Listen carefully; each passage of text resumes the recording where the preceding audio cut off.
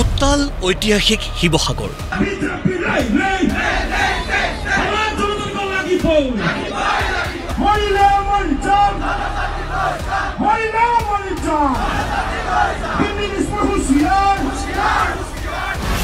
শিৱসাগৰৰ ৰাজপথত হাজাৰ হাজাৰ জনতা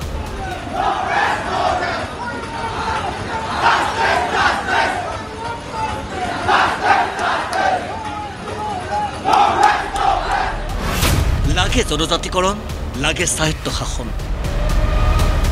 সদৌ তাই এখন ছাত্ৰ সন্থাৰ উত্তাল প্ৰতিবাদ এই মুহূৰ্তত মই যে ঐতিহাসিক বৰ্ডিং খেলপথাৰ আছে বৰ্ডিং খেলপথাৰ যি আটাচুৰ যি গণসমাৱেশ সেই গণসমাৱেশৰ এক ৰেলীবাহী কৰা হৈছে শিৱসাগৰ ৰাজপথত হাজাৰ হাজাৰ এই আহোম জনগোষ্ঠীৰ যি লোক সেই লোকে এইদৰে আচলতে যি শিৱসাগৰৰ যি ৰাজপথ আছে ৰাজপথ উত্তাল কৰা পৰিলক্ষিত হৈছে কি ছাত্ৰ কি জ্যেষ্ঠ কি যুৱক কি যুৱতী কি পুৰুষ কি মহিলা সকলো একত্ৰিত হৈ আহিছে ৰাজপথলৈ আহোম জনগোষ্ঠীয় ৰাইজে কপালে শিৱসাগৰ চহৰ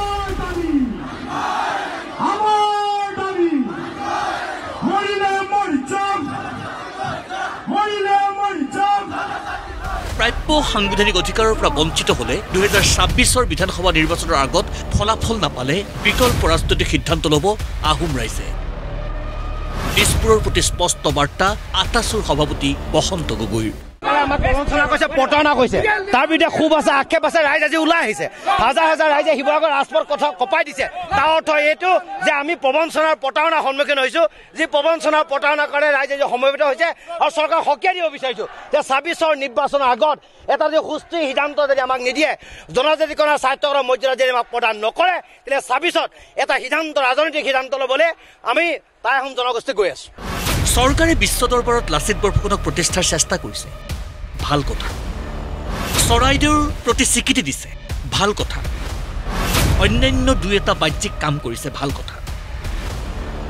কিন্তু এই বাহ্যিক কামসমূহৰ বিপৰীতে ৰজাঘৰলৈ স্পষ্ট বাৰ্তা এয়া তোমালোকে টিপামক এটা মৰ্যাদা দিছে আমি ভাল পাইছো হাবুঙত তোমালোকে কাম কৰিছে আমি ভাল পাইছো ধন্যবাদ দিছো লাচিত বৰফুকনক বিশ্ব দৰবাৰত তোমালোকে প্ৰতিষ্ঠা কৰিছে আমি ভাল পাইছো চৰাইদেউ বিশ্ব ঐতিহ্য ক্ষেত্ৰ হিচাপে তোমালোকে ঘোষণা কৰিলে আমি ভাল পালো ৰংঘৰ এটা প্ৰজেক্ট কৰিছে আমি ভাল পাইছো সুখ পাইছো কিন্তু তাৰ অৰ্থ এইটো নহয়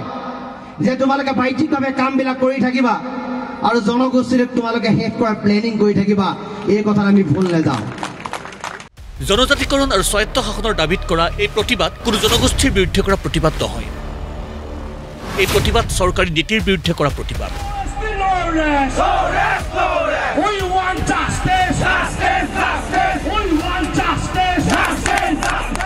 সন্মুখত থকা হাজাৰ হাজাৰ জনতাক উদ্দেশ্যি কৈ গৈছে আটাচুৰ সভাপতিয়ে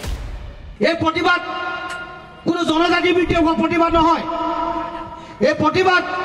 কোনো জনগোষ্ঠীক উত্তৰ দেখি হোৱা প্ৰতিবাদ নহয় এই প্ৰতিবাদ কাৰোবাৰ বিৰুদ্ধে হোৱা প্ৰতিবাদ নহয় এই প্ৰতিবাদ হৈছে চৰকাৰৰ নীতিৰ বিৰুদ্ধে হোৱা প্ৰতিবাদ আমি ইয়াৰ দ্বাৰা চৰকাৰক মেছেজ দিব বিচাৰিছো যে আমাক জীয়াই থকাৰ সুবিধা প্ৰদান কৰক আমাক আপোনালোকে ধৈৰ্যৰ সীমা আপোনালোকে নাচাব আমাৰ যদি ধৈৰ্য আপোনালোকে পৰীক্ষা কৰে তে বহুত ধৈৰ্য ধৰিলো আমি কিছুমান কাম কৰিব নোৱাৰো সেইকাৰণে আপোনালোক বাচি আছে আমি সাম্প্ৰদায়িক কথা বতৰা আমি ক'ব নোৱাৰো আমি জনগোষ্ঠীয় উগ্ৰ চিন্তা চেতনাৰ কথা আমি ক'ব নোৱাৰো আমি সংকীৰ্ণতাৰ কথা বতৰাবিলাক ক'ব নোৱাৰো আমি ধৰ্মান্তৰতাৰ কথা বতৰাবিলাক ক'ব নোৱাৰো আমি বিভেদৰ কথা ক'ব নোৱাৰো আমি সংকীৰ্ণতাৰ পৰিচয় আমি দিব নোৱাৰো কাৰণ আমাৰ এটা লিগেচি আছে সাংস্কৃতিকভাৱে আমাক আক্ৰমণ নকৰিব আমাৰ লোকাচাৰৰ ওপৰত আপোনালোকে প্ৰাবল্য নলগাব আমাৰ সাজ পোছাক আমাৰ খাদ্য সম্ভাৰক লৈ আপোনালোকে তুলনা মন্তব্য নিদিব যি অধিকাৰ আমাৰ সংবিধানে দিছে সেই অধিকাৰ আপোনালোকে খৰ্ব নকৰিব আহোম দিল্লীমুখী নহয় দিল্লীৰ ওচৰত আহোমে আঁঠু নলয় দিল্লীৰ পৰা অধিকাৰ আজুৰি আনে আহোমে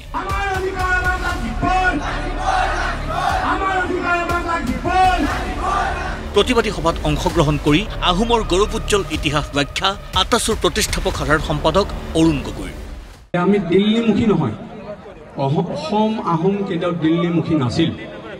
এই কথাটো আপোনালোকে মনত ৰাখিব আমি কেতিয়াও দিল্লীৰ ওচৰত শৰণাপন্ন হোৱা নাছিলোঁ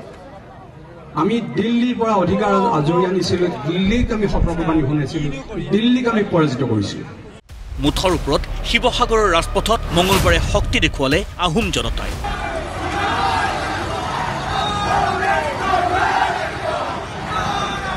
জনজাতিকৰণৰ স্বীকৃতি নোপোৱা পৰ্যন্ত আন্দোলন অব্যাহত ৰখাৰো হুংকাৰ।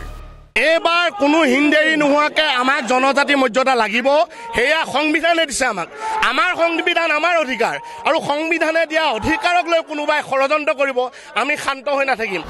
উজনি অসমৰ পৰিস্থিতি ক্ৰমাৎ উত্তপ্ত। চৰকাৰৰ বিৰুদ্ধে ধাৰাবাহিক প্ৰতিবাদ আহোম জনগোষ্ঠীৰ বিভিন্ন দল সংগঠনৰ। আটাচু টাইপা আদিয়ে বাৰে বাৰে দি আছে সকিয়লি।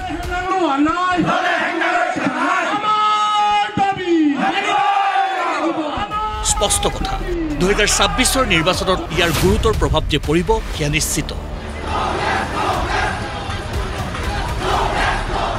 মুজাক্কিৰ আহমেদৰ সহযোগত ব্যুৰো ৰিপৰ্ট প্ৰতিদিন টাইম।